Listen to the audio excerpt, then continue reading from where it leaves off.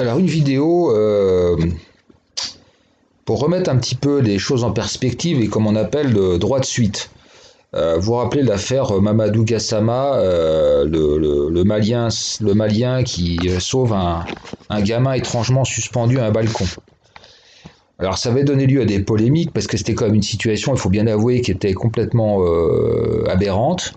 Moi j'avoue que j'ai pas compris, enfin, c'était très étrange. Alors, des gens ont parlé d'un scénario, puis ça a été contredit, puis on a dit toujours théorie du complot, etc., etc. Alors maintenant, de temps en temps, enfin, c'est pas de temps en temps, ce qu'il faut toujours faire, c'est quand une affaire est étrange, il faut laisser le temps passer, puis voir un petit peu ce qui se passe. Comment ont évolué les acteurs, etc. Donc vous avez un jeune Malien qui sauve un enfant, bon bah admettons, le scénario est vrai, etc. Donc on se dépêche de lui donner la nationalité française. D'abord, premièrement, quelle injure à son pays d'origine. Il faut savoir que l'ambassadeur du Mali était présent à la remise de la nationalité française. Donc honte sur le gouvernement malien, quoi. C'est franchement invraisemblable. Ça veut dire, ça, là, on est vraiment dans du racisme à l'état pur. C'est-à-dire qu'on considère que on considère que sa nationalité d'origine ne vaut rien à côté de la nationalité française. Donc déjà, il y a une connotation profondément raciste des choses. Premièrement, ça personne ne le note. Deuxièmement, je vois pas en quoi le fait d'avoir sauvé un enfant, ça vous donne droit à la nationalité française. J'ai pas tellement de, enfin, je sais pas, moi, il y a d'autres façons de, je comprends pas très bien. Je comprends pas très bien. Il y a d'autres choses à faire. Je sais pas, on peut l'aider, on peut lui donner de l'argent, on peut, je sais pas, aider sa famille au Mali.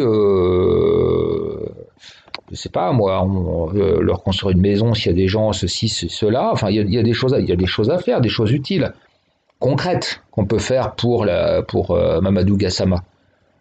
On peut, je sais pas, s'il y a des gens là-bas en difficulté, il aurait été peut-être plus logique d'aider les gens en difficulté de sa famille au Mali que de lui donner la nationalité française.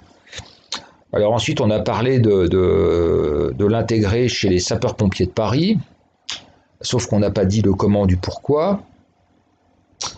Et puis finalement, bah, tout ça, on s'est retombé dans les oubliettes. Alors là, je voulais profiter quand même de... Là, vous avez en bas la photo du dernier soldat français qui a sauté sur une mine au Mali. Pour vous dire que pendant que des Mamadou Gassama viennent tenter leur chance, donc des réfugiés économiques viennent en France, et ben nous, le sang français coule au Mali. Je trouve ça abominable. Enfin merde, ce gars, il a 22 ans. Enfin, la première chose qu'il puisse faire pour son pays, c'est de s'enrôler dans l'armée et puis de défendre son pays. Enfin, même pas forcément l'armée, mais de faire quelque chose. Enfin, merde alors. Il est capable d'escalader des terrasses. Il n'est pas capable de creuser des puits. Il n'est pas capable de travailler. Qu'est-ce que c'est que ce truc? C'est invraisemblable. Alors, la question que vous n'êtes pas posée, c'est qu'est devenu, parce que en France, hein, c'est la mémoire poisson, qu'est devenu Mamadou Gassama? Alors Mamadou Gassama, il a fait quelques stages chez les pompiers de Paris, un certain temps, une fois par semaine. Donc il n'est pas du tout sapeur-pompier de Paris, hein, il était dans le cadre d'un espèce de service civil. Mais surtout, qu'est-ce qu'il est devenu? Bah, il est entré dans une association d'aide aux migrants et il fait des tournées en Afrique, hein, au Mali, en Côte d'Ivoire, etc., etc. Donc faire la promotion de la migration. Alors qu'est-ce que vous en déduisez de tout ça? Vous en déduisez quoi de tout ça? Bah pour moi, ça relance l'hypothèse du scénario parce que c'est un espèce de storytelling dans lequel on a créé cette espèce de belle histoire, etc. Et puis en fin de compte, on se retrouve avec un type qui est une vedette de promotionnelle de la migration. Donc moi, je pense que rien que ça pose vraiment la question d'un coup monté de A à Z par la Macronie. Voilà. Alors j'en ai pas la preuve, j'ai pas mais honnêtement, euh, un gars qui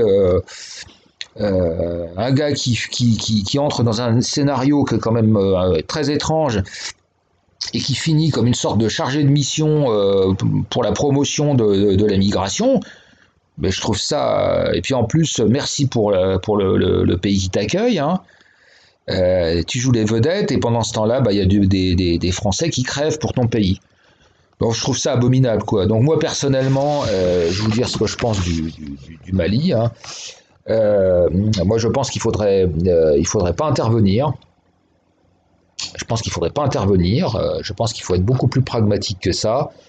Et là, on l'est pas du tout, quoi. On l'est pas du tout. Mais le problème, c'est qu'on se retrouve avec des gouvernements fantoches, des gens incapables de gouverner, corrompus comme toujours, quoi. Donc, mais moi, je suis désolé, je verse pas de sang français.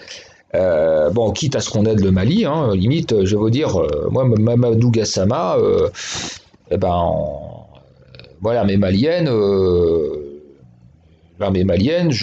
quitte à ce que la France double paye ajoute une double solde à la solde qui est versée. Mais je veux dire, c'est aux Maliens de défendre le Mali. Qu'est-ce que c'est que ce cirque? Voilà. Donc moi, il y en a ras-le-bol de tout ça. Mais tout ça est quand même très très étrange. Et scandaleux, mais voilà, plus personne n'en parle. Hein, c'est passé comme une lettre à la poste. Mais vous savez, Macron par devant il dit des choses et par derrière il fait le contraire, hein, comme histoire de. Là, c'est son passage dans Valeurs Actuelles, etc. Alors qu'il a largement étendu le droit de regroupement familial, hein, donc notamment aux fratries. Donc c'est Macron, c'est la duplicité et la fourberie à l'état pur. Voilà, débat ouvert.